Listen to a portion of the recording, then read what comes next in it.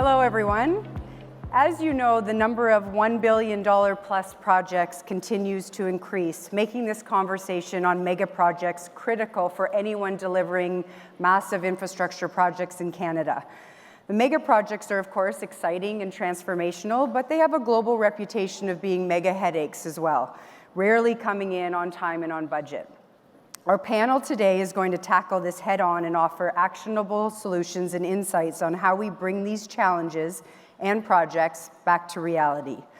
As one of the world's leading engineering and design firms, I'm excited that WSP is hosting this panel.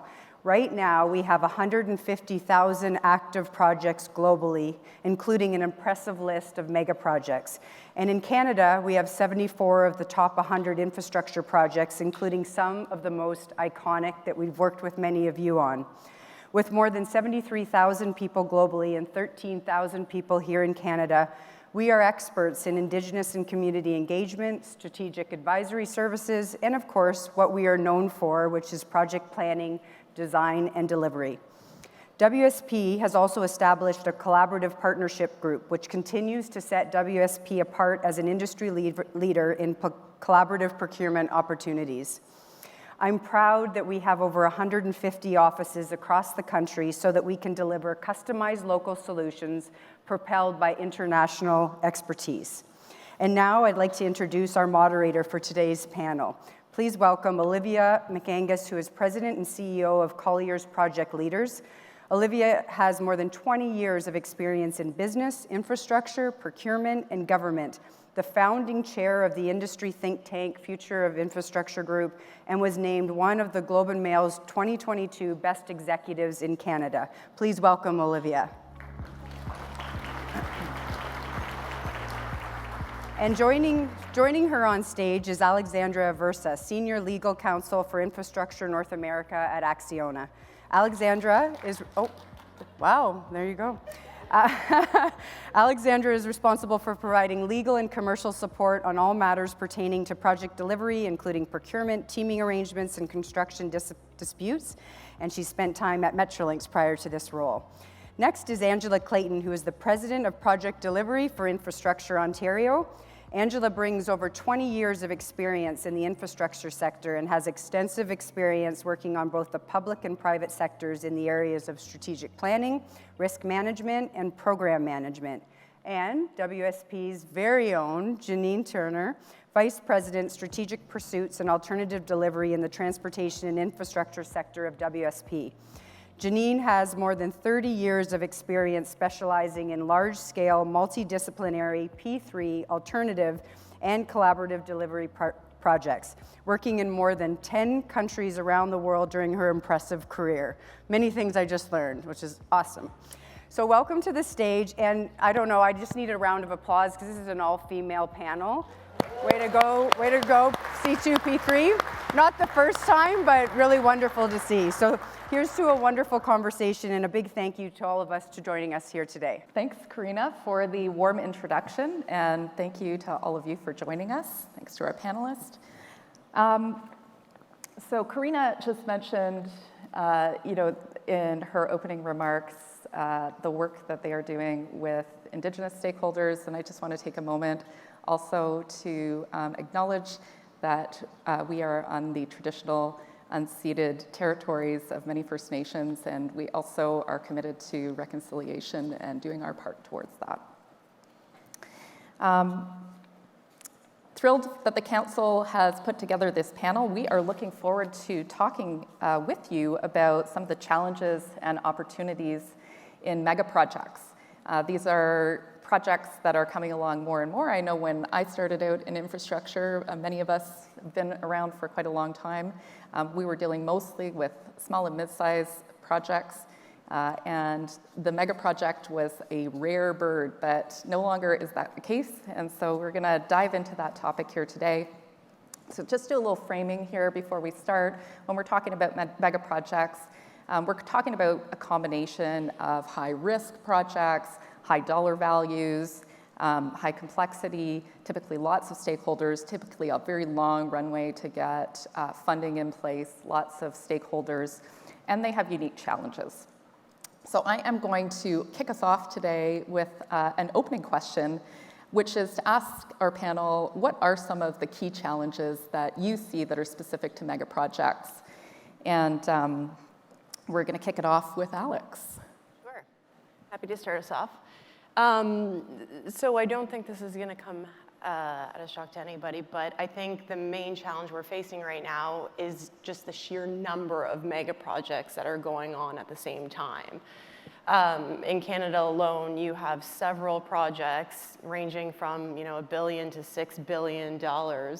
And again, that's just in Canada. You look at our American friends below us, they are rolling out some massive projects that take a lot of resources. And then you top that off with our friends overseas who are doing the same thing. So this capacity issue is really not just focused on Canada, it's a global capacity issue that we're facing. And again, it's not really just limited to one designation or one discipline. It's all disciplines within the industry. The obvious one is laborers, but then you look down the line and designers, the amount of engineers that are available to support these projects, lawyers, consultants, everybody that touches these massive projects. So there really is this issue globally about how do we support these projects and how do we continue to have them sustainable with the amount of people we have to support them. Yeah. Janine, what are some of the key challenges you see? Well, I think one of the biggest challenges on a mega project are competing stakeholder interests. Because of the sheer scale and the complexity of these projects, often the stakeholder groups can be very, very large, and they're typically comprised of government entities, private sector partners, local communities, indigenous groups, environmental organizations, and many others. And of course, they all bring their own unique perspectives, priorities, and concerns to the table. A few examples of these would be private sector partners may prioritize economic efficiency and completion of the project on time. Local communities might focus on social impacts and the long-term benefits of the project. Indigenous groups often emphasize protection of their lands and their cultural heritage. And environmental organizations advocate sustainable practices and minimizing ecological disruption. And of course, all of these interests and concerns, they're all important.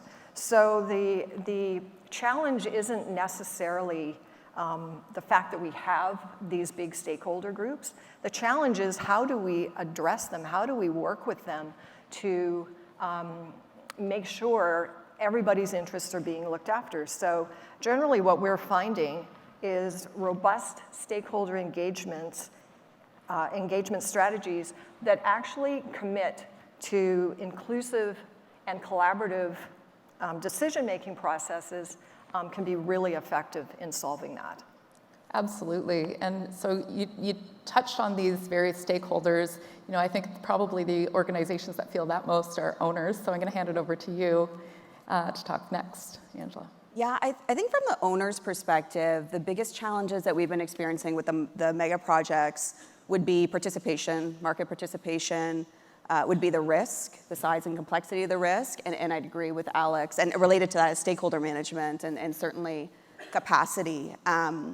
So on market participation, the one thing we've observed is that the predominant determinant in whether or not companies decide to bid on projects, certainly in Ontario, is actually the project size and complexity. And you can solve for certain things with model, but at some point, a project is just too big.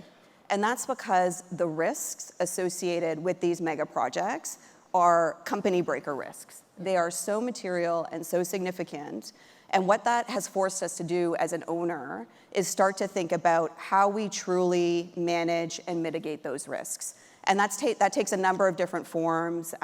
Lauren was up here yesterday talking about the need for increased caps on liability. We're certainly taking more risk on behalf of our stakeholders as an owner for the mega projects. So all of these things come into play in terms of how we try to make the projects more manageable from a risk perspective. And I know we're going to talk a little bit about project segmentation, but that is definitely one of our key strategies.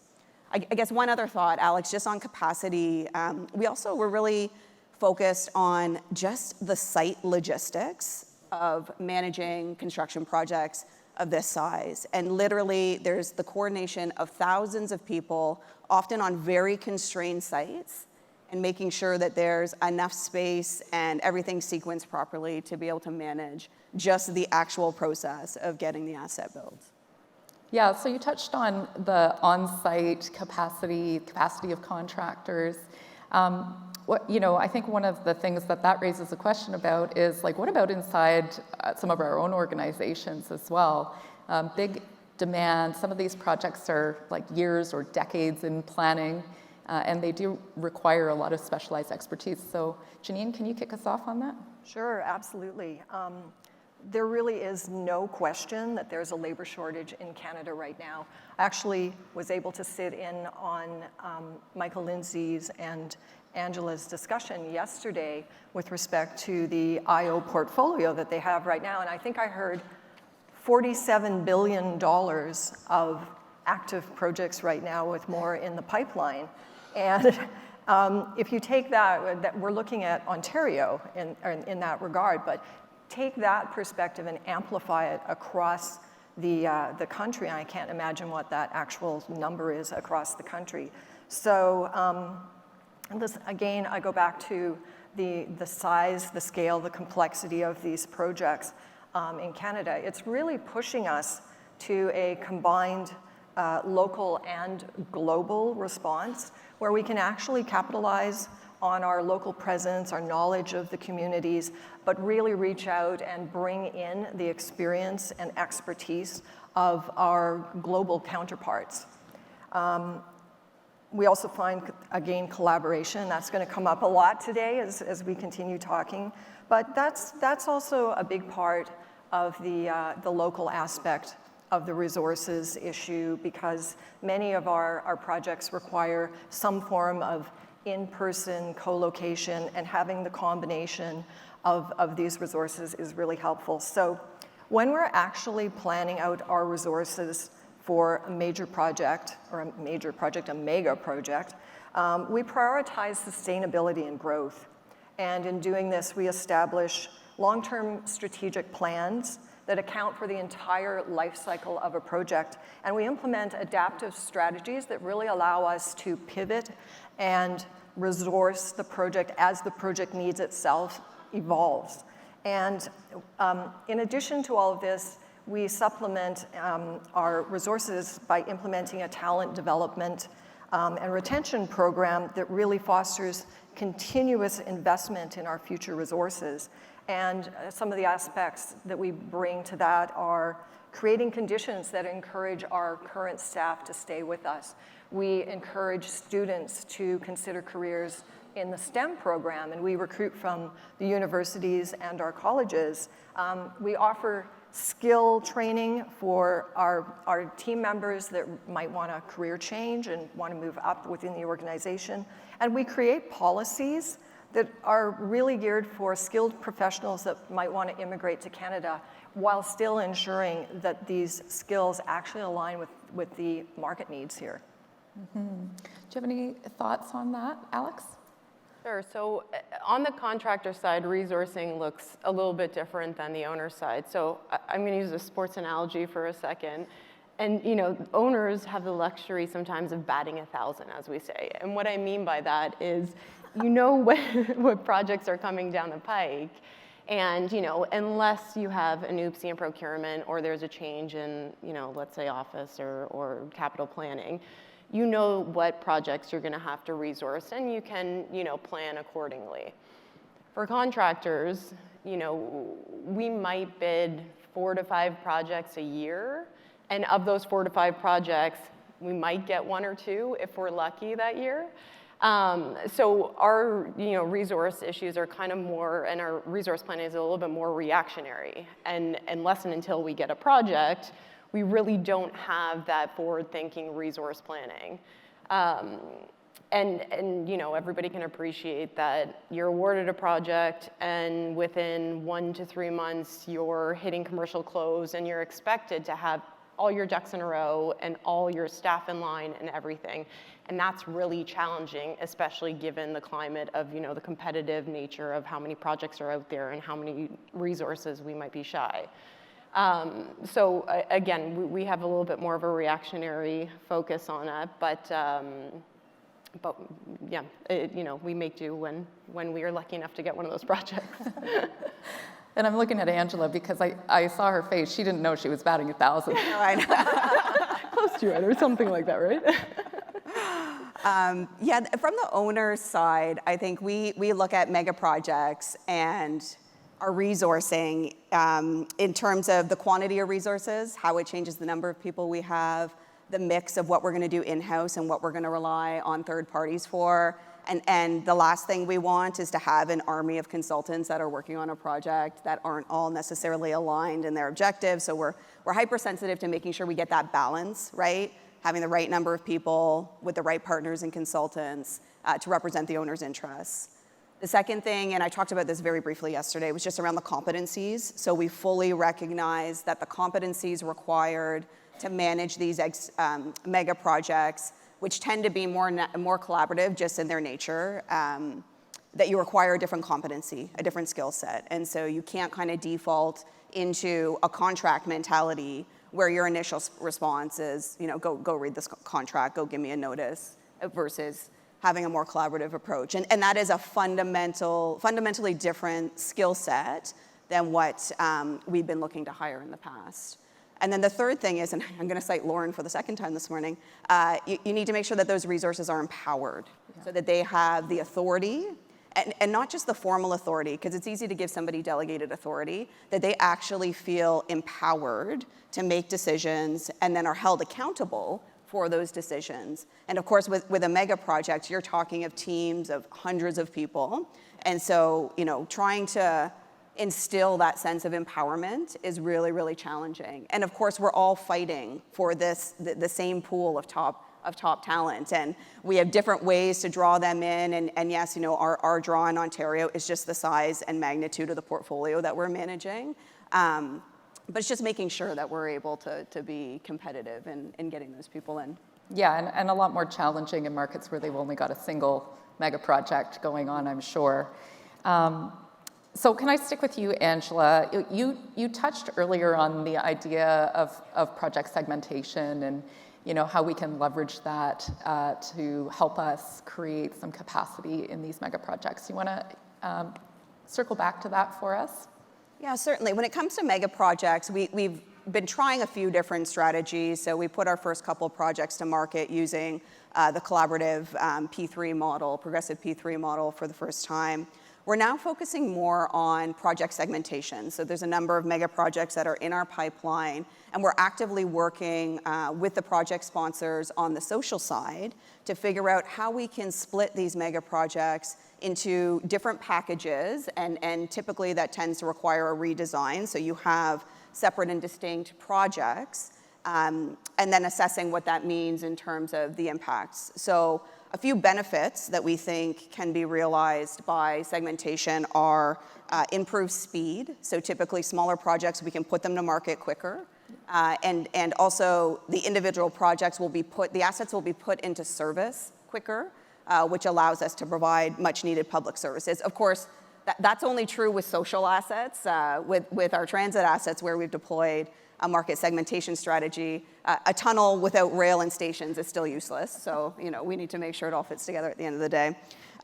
Second benefit, I'd say, is competition. So we think that when we break projects up into smaller packages, we'll see greater competition. It gives us a lot more flexibility as an owner to be able to make decisions about the different models that we want to use. So let's say if we break a mega hospital into 2 projects, we could do one as a DBFM with an FM and lifecycle piece that wraps the campus, and maybe do another one as a DB or a different model. And we think what that does is it gives us the opportunity to appeal to different segments of the market so that we'll get greater competition overall.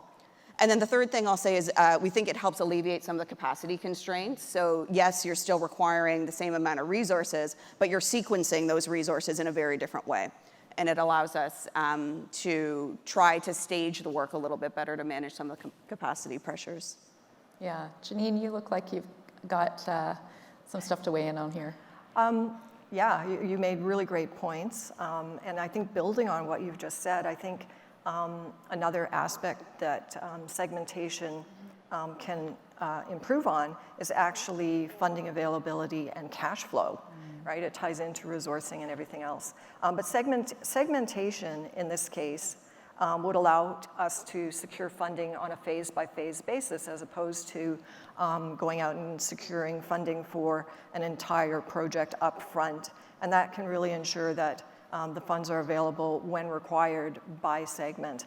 And it may also be easier to attract investors and to secure financial commitments, which is really important on these projects. With respect to cash flow, phased allocation generally will ensure that funds are distributed in a way that matches the project timelines and the project needs itself. And this ultimately will prevent the need for large upfront expenditures and really spreads the costs out over a more manageable interval or intervals. Mm-hmm. Alex, you want to got some thoughts on segmentation? Sure. So great points by both. I think especially in certain sectors, project segmentation is a great tool. I think to your point, Angela, when you're doing a linear project, transit project's a little bit more challenging. And if that project segmentation is not done properly, it just introduces a bit of a new series, let's call it, of challenges.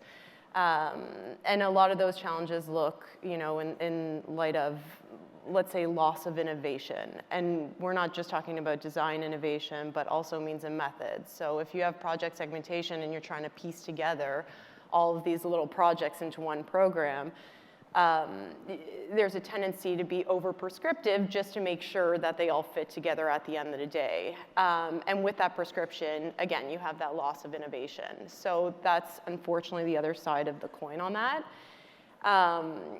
And then also, again, if not done properly, you do have duplication of resources, and maybe you have, the same order of materials at the same time, or the same, type of laborers at the same time. That creates, again, that capacity issue in the market. So again, I appreciate project segmentation is a good tool. There's just, some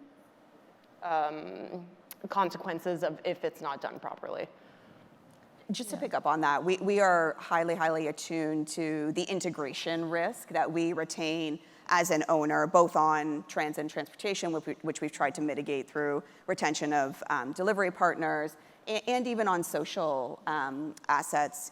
Some of the project sponsors are very, very vocal about the operational impacts on project segmentation. So, and the clinical and functional impacts on splitting up a mega hospital. So we're trying to work closely with our project sponsors to make sure that from the risk that we're retaining and the operational impacts, it's not just the logistics of getting the infrastructure built that are driving our decision making. Yeah, and that was really, if you think back 5 or 10 years ago, that was really one of the key benefits that we were getting out of some of these models that we were deploying at that time before we moved, into the mega projects. But that evolution has really been driven by changes in model of care as well in many provinces too.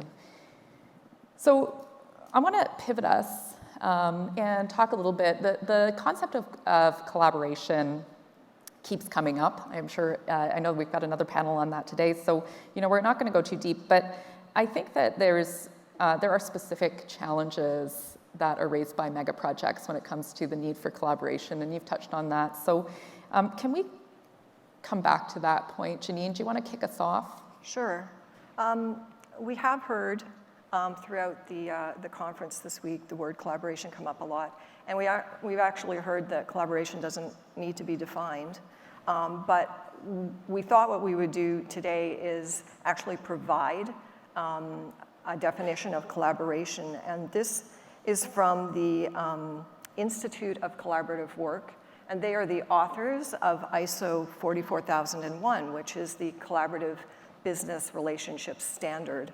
And their definition says, collaboration is business relationships that are formed by committed organizations and their people specifically to maximize joint performance for achievement of mutual objectives and creation of additional value.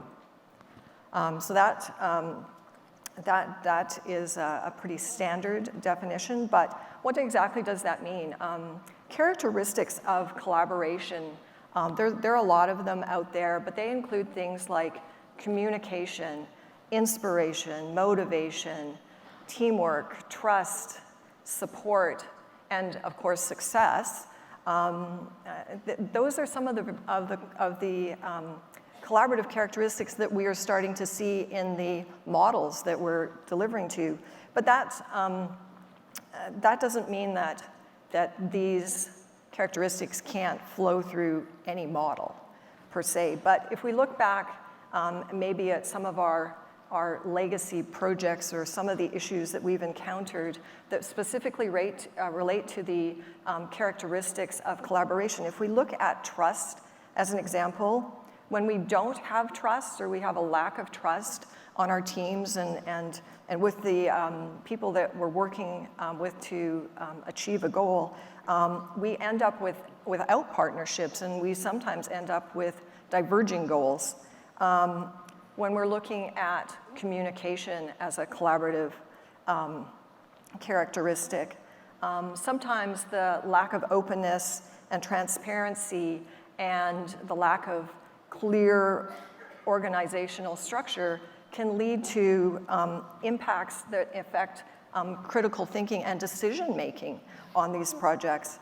I think we've all heard the term blame culture, and we've probably all been in situations where finger-pointing occurs, and that's typically where litigation can start to creep into what we're trying to do. And I think, people hear the word or the terms no blame culture, and they think, well, we heard the word kumbaya several times in the last couple of days, but it doesn't mean that accountability goes out the window. What that means is that the fear is removed and that you can work together and communicate together and actually achieve some great things together. And then I think the last point I was going to raise is the over-reliance on the contract documents. And yes, the contract documents are critically important to the delivery of a project, but when there's zero flexibility and they become very transactional,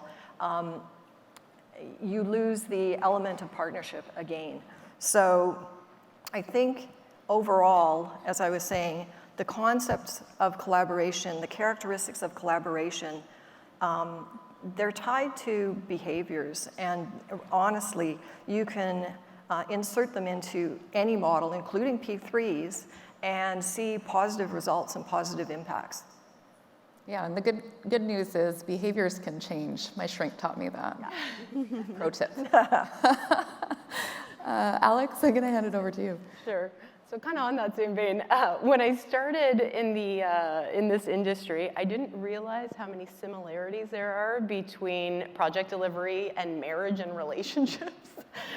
And so, these collaborative ecosystems that we've created, they really do need the same amount of attention and, almost like guidelines that relationships have. And so, when you get into them and you start dating somebody, it's like, okay, well, how many days a week are we going to go on a date? Okay, well, great. What are we going to talk about? What are our priorities? What are our interests? Okay, great.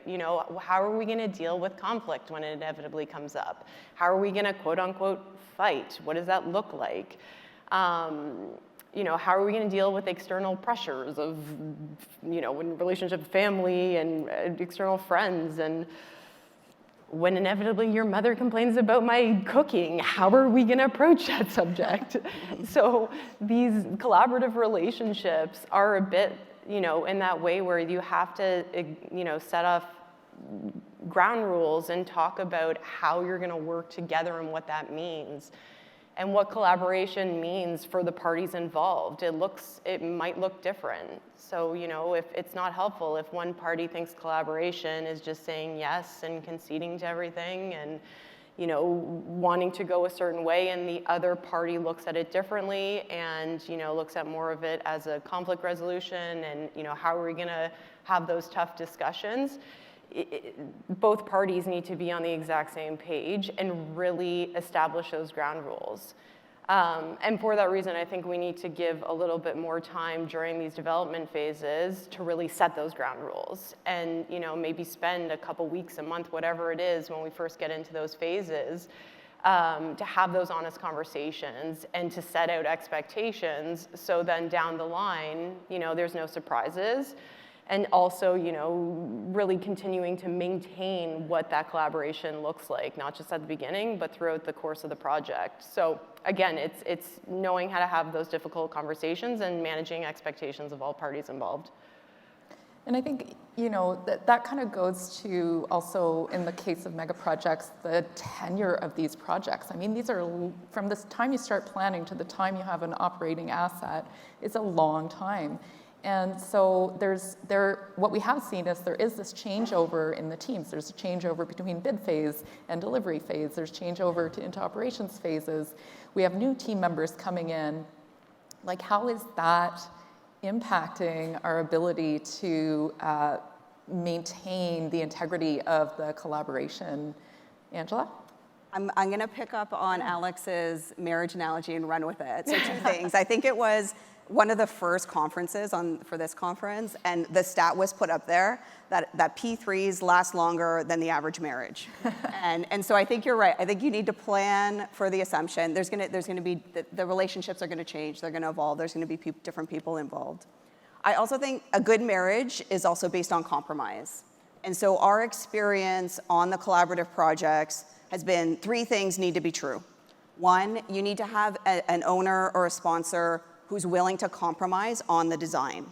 So if you want to truly be able to take advantage of the private sector advice and the good advice that's coming, you need to be willing to move away from your concept of what your project was going to look like.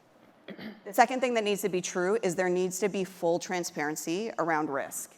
So we can't have a productive conversation about risk unless our partner is able to tell us what the risk is and how they're quantifying it. And that has been a huge challenge on both sides as we've been working through some of the collaborative projects that we have in transaction right now. And then the third thing I'd say that needs to be true is there needs to be agreed to process to validate price. So the process that we've been using in Ontario, there's no competition, right? So we select our development partner, we enter into an agreement, we work through the development process together, the design process together, and ultimately try to secure a project agreement. And that, again, requires a level of transparency that our partners aren't used to. It requires a level of diligence on the owner side that we've never had to do before. But it's very important that at the end of the day, we agree that this is the process we're going to use. We're going to hire cost consultants that are going to tell us what they think the asset should cost. You're going to provide us your bid and estimate information. We're going to compare the two and ultimately make a recommendation to government on whether or not we think there's good value for money in this project. And it's all of those things, the compromise on design, the transparency and open conversations about risk, and making sure we understand how we're going to get to a price, that make the difference between a smooth and efficient development process versus projects that just aren't going to get to close. Yeah, I'm gonna, so I think those are all great points, and I'm gonna keep us moving along here. We're gonna pivot again and talk a little bit, coming back to this idea of capacity and funding models and cash flow that has come up. And I'm gonna ask you to kick us off on this one, Angela. So, you know, can you share with us how you're thinking about the funding of these projects. How have things evolved? You know, I think one of the things that is always a big risk in these mega projects is they do take a long time in development, and so you could have change in decision-making bodies. There's a lot of risk around pricing by the time you get through all the development. You know, how have you seen things evolve from an owner's perspective to address some of these risks? Yeah, certainly we look at it in terms of funding and affordability. So from a funding perspective, we continue to hear that there's a lot of capital available in the market. But with the size of these projects, it takes a collaborative effort on the lender side as well. And we've seen some interesting partnerships come together to fund some of these projects. And we're hoping that risk mitigation on the funding side is going to continue to offer up some additional innovation. The biggest concern that we hear about right now when it comes to funding of mega projects is actually cash flow and cash neutrality. And so again, when you think about the carrying cost of some of these projects, the partners that we're working with, they just don't have the balance sheet to fund it. They're not willing to take the risk. And so we're constantly having to figure out, and if a project's not financed, of course, then you're having to deal with different payment mechanisms and cash flow considerations. So we are actively working with the market to figure out what those different mechanisms look like to try to support the pressures that are created just by the size of working capital on these projects. So that's kind of the cash flow implications from a funding perspective. From an affordability perspective, you know, there's not really a lot of innovation on that side, but we are testing different tools that have been used in other jurisdictions, but not so common in Ontario. So that includes things like affordability disclosures, affordability caps, and target price mechanisms. And all of those are being used right now on different projects that were in different stages, all to varying degrees of success. So I guess, Olivia, I'd say it's definitely an iterative process. We're learning as we go and constantly on receive for feedback from the market in terms of what the challenges are. But thankfully, we've not found ourselves in a situation with any of the mega projects where capital capacity is a constraint that we're dealing with. Yeah, absolutely. Janine, I wonder if you could speak to us a little bit, you know, from the Project Co side of things as well. Help give us a sense of your thoughts on that. Well, that's kind of interesting in terms of funding mechanisms. Some of the things from the Project Co side, specifically from the design side, you know, we run into things that impact, you know, the funding, like cost overruns and who's responsible for the cost overruns and when do they occur. So, you know, what we're finding is that the earlier we can spend time with all of the parties together talking about innovation and enhancements and learning about those and the impacts on costs and funding, the sooner we can determine if they're, you know, supportive within the funding arrangement, or if it's something that we have to actually move on to. So I really think, as I said, the concept of innovation and collaboration can be tied into providing positive impacts on funding methods. Absolutely. Funding availability. Yeah, yeah. And Alex, I wonder if you could talk to us a little bit, like obviously, you know, this is something that impacts your organization directly in terms of cash flows. Can you talk to us a little bit about, you know, how you're thinking about that, how your thinking has evolved over time as well? Yeah, absolutely. So I think Angela hit it on the head. You know, cash neutrality in the contractor market is obviously paramount. And really kudos to owners. There's been a lot of positive movement in that direction. And unless, you know, there's a capital F financing component to a project, we are seeing cash neutrality or, you know, cash positive regimes that are tempering the market's anxieties in that regard. So yeah, we've seen a positive shift. I think there's still some owners that maybe haven't bought into that yet. So we still have to have those cash neutrality discussions in some projects. So we're still seeing that little tug of war dynamic. But there has been a lot of positive movement in that regard. Yeah, and I think that's one of the areas where, you know, the P3 model does have some value there, and we have seen, obviously, good outcomes related to that as we've implemented that model. Obviously, there are specific challenges when you get into mega projects with the ability to lock in at those sizes. So, you know, I'm going to acknowledge that there's a whole other session that's coming up. Hopefully, everybody's going to be here for that on collaborative delivery models today. So we won't dive too much more deeply into that. But you know, when it does come to the mega projects, right? Some of these issues just are much more acute. And how do we think about the specific challenges of collaborative delivery models in the mega project kind of space? Janine, do you want to kick us off? Sure, happy to.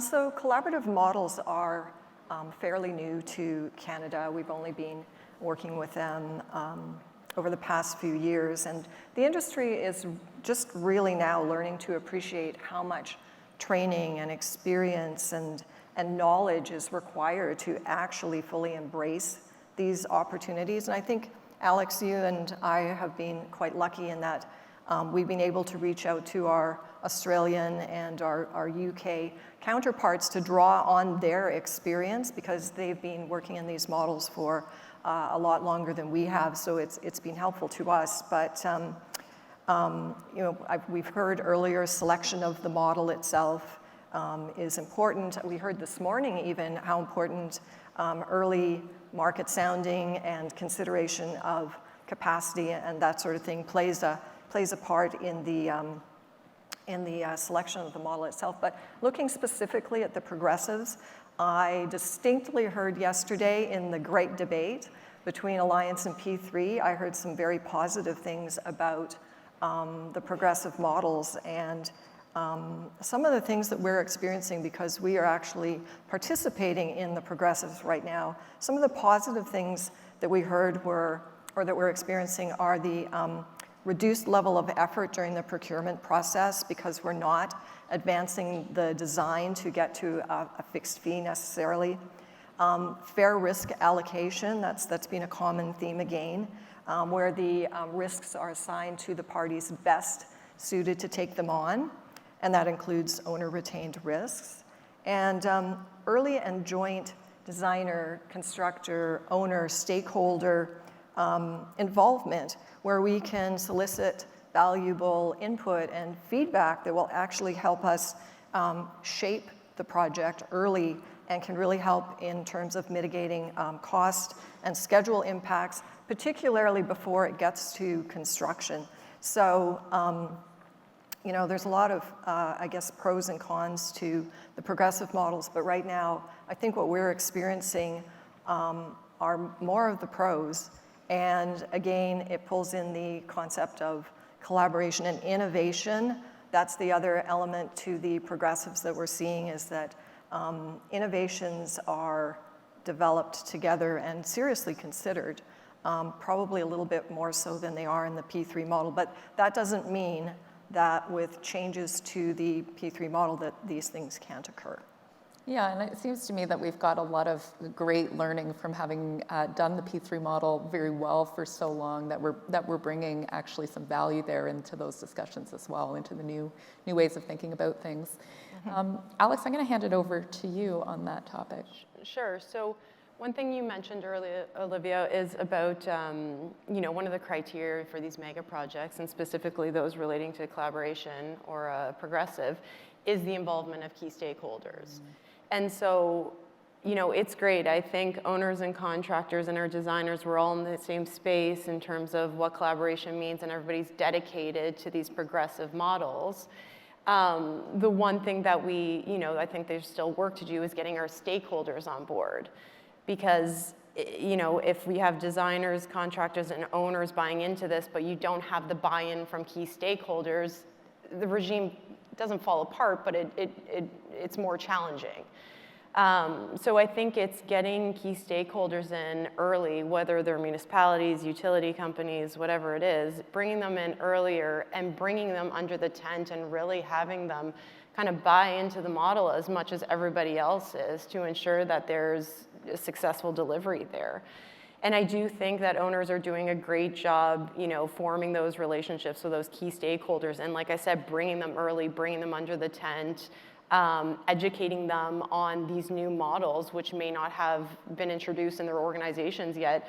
I think that is a great start, and I think there's work that we need to continue to do there. But it really is getting everybody on board with what we're trying to achieve and how we're trying to achieve it. Yeah, that alignment is so key. And again, it's happening over a long period of time, typically. Like, are there specific changes that you've had to put in place, Angela, to be able to, process changes that you've had to put in place to really get stakeholders up to speed, knowledgeable, thinking about the right things? Yeah, most definitely. And Michael's up here this afternoon talking about the collaborative model. And so there were literally years of groundwork that was laid to educate government, educate stakeholders, assure them that we could deploy a new and innovative model that at the end of the day still demonstrated value for taxpayer dollars. And just to kind of double down on my comment earlier, from an owner perspective, I think that for us, that is the biggest challenge with the progressive approach. So our options so far are to follow what BC has done and run a parallel process where you have a competition through the development process, but it is extremely owner intensive, resource intensive on the owner side, or you run a process with no competition, and then you need to make sure that you have a really robust value validation framework that we're able to go back to government and justify. So I think, our stakeholders have been great. They've been very supportive. I think a lot of our project sponsors have realized that it's really out of necessity that they need to get on board with the different approaches, because otherwise the reality is there is no market. There is nobody that's willing to take the risk associated with these mega projects if they're deployed under traditional models. And so I think people understand the nature of the challenge that we're all collectively trying to solve. Absolutely. All right. Well, I see a question here that I'm going to go to before we head into, I think we want to head in with some ideas coming out of this. But I do see a question up here that I wanted to hit on. It's related to this. But how do we define what is an optimal size of project, right? We're adding tools to the toolkit, we're adding these different models in, and we're able to diversify. We do have to deliver these much larger assets now, right? So we're at a point in history where, for 70 or 80 years, we didn't deliver a lot of public infrastructure. We need to catch up. There's population growth. There's a question about that in here too, but we're gonna skip that one for now. So how are we making that determination of, where do we land on bringing these projects to market in a palatable way that can bring market, bring value, and get the assets delivered for public benefit? Sure, maybe I'll try that one first. So two primary sources of information when we try to make a determination about how we're going to package a project and the size. First and foremost is the market. So we're doing a lot of outreach, having a lot of market sounding sessions, and just want to assure you that we actually do take that feedback, and it has significant influence on the size of projects, how we structure them, the models that we put out. And we've also come to realize, just due to the volatility in the marketplace post-pandemic, a lot of the benchmarks that we used to rely on previously, they're not valid. They don't hold right now. And so we're increasingly relying on direct input from the market about the risks that they're willing to take, the size of projects that they're willing to undertake, their preference with regards to model. All of those things are critical inputs and the primary input into our decision around the recommendations that we make to government. The second input, though, has to do with capacity. And Infrastructure Ontario has been doing this for years, but it's a practice we continue and one that's very valuable. So we work with a third party, and they do an assessment of all the other projects that are happening in other jurisdictions across the country and across North America. And what they do is they overlay our pipeline against those projects, and we forecast where we think there's going to be significant capacity constraints in the marketplace. And so that also informs our decisions about how we want to sequence our projects, how we want to stage our work. And then, of course, prioritization comes into play, what projects and what social needs government's trying to solve before others. But it really is a comprehensive process. It's also evolving, which is why we put our pipeline out multiple times a year and why there are TBDs in there, because these are active decisions that are under consideration right now. Yeah. Is there a lot of coordination happening? You know, back in the day, there used to be a Pan-Canadian group, and there was some work to try and coordinate. Is there a lot of that still happening, or is it mostly just being published at this point? The spearhead for those efforts is now the CEO of this organization, and so we've kind of lost our catalyst. I think there is still really good conversation certainly happening between the provinces in terms of what our pipelines look like and what models we're deploying, but not, Olivia, with the same degree of formality and structure that you would have recalled. Yeah. All right, well, we are getting down close to the end here, folks. So we thought that we would send us off with some ideas for the room on what are the opportunities that you see in the P3 space that could drive innovation and collaboration in mega projects in the coming years. So I'm going to kick it off with Janine. Okay, thank you. I think, first of all, I'd like to start by saying that P3s have been around for a really long time, and there's really no denying how influential they've been in the delivery of crucial infrastructure here in Canada. Collectively, we've learned a lot from events like this, where we can come together and we can have open and honest discussions about, you know, the challenges and the positives that come with not only the P3 model, but the evolution of the models as we're seeing them. And so with respect to potential opportunities, I think I would lean into what Lisa was saying yesterday when she provided her opening remarks. You know, the opportunities, I think, expand tremendously with the potential changes that we're going to be seeing to the P3 delivery model down the line, and, you know, tying that into the progressives as well. But if we can really tie the themes of collaboration and innovation into the P3 model at a larger scale, I think, you know, it could go a long way. Excellent. I'm gonna hand it over to you, Alex. Sure. So, you know, Janine, I think those are great points, and I think just to piggyback off of that, one opportunity we have is really just to acknowledge that P3s of this scale these days are kind of their own market, and we have to treat them like their own market. And I think, again, kudos to owners. I think there's been a lot of positive movement in terms of really understanding, okay, a project of that size, what are the proper risk allocations? And again, acknowledging that certain risk allocations that might be acceptable for a project that's 300 to 500 million are not going to be acceptable for a project that's 3 billion. So again, it's kind of acknowledging that and working with the market to establish proper risk allocations. And I think, you know, on the contractor side of things, there is a real sensitivity from our risk committees and our boards in relation to these projects. And, you know, let's call a spade a spade. I think what all risk assessment or risk committees and boards are trying to avoid is becoming that next oopsie mega project. And so there are certain risks that are just not getting through boards or risk committees these days. So again, it's just acknowledging that and working with owners to come up with a solution. Yeah, I think that's a great point. Nobody wants to be the oopsie, not on the contractor side, not on the owner side, nobody. Yeah. I'm going to give you the last word here, Angela, on this one. Sure, and I feel like I get to say this every year, so I'll wrap up with this comment. DBFMs are still our preferred delivery model as an owner. It allows us to transfer the most risk.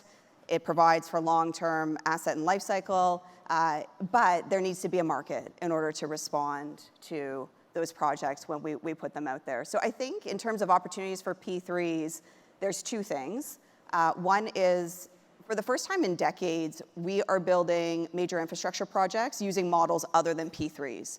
And I think we're going to have a really unique opportunity to compare performance between effective risk transfer on P3s and traditional projects. So we are really excited to work with the Council on making sure that we're providing data to support that analysis. The second thing, I think, in terms of opportunities for P3s is where we are still putting P3s in the marketplace, we're trying to make sure that we hold true to the fundamental principles behind the P3 model, and specifically making sure that we're not overly prescriptive in our output specifications in order to foster the innovation and the collaboration between the builder and the operator to make sure that we're truly maximizing the benefit of the model. And I will ask you all to hold us true to that. We do have a few P3s that are in the market right now. And so we want to make sure that those really represent the benefit of the model and that we're able to continue the strong performance that we have as an organization. Excellent. Well, I'll close this out here. Lots of great opportunities, I think, ahead of us. So for those of you in the room, if you are planning a mega project, I know that we've got lots of owners here from across the country. These are great resources for you to be able to reach out, get some information about what is happening in some of the more active markets around P3s. I think that there is, we're talking about some of the challenges. A lot of that has to do with capacity constraints, all kinds of capacity constraints. So to the extent that you are planning portfolios of projects, and especially mega projects, I think the one of the key takeaways that I'm taking from this panel is there is a need to do some coordination, and there is still work to do there. It's an opportunity for us to improve the overall market going forward.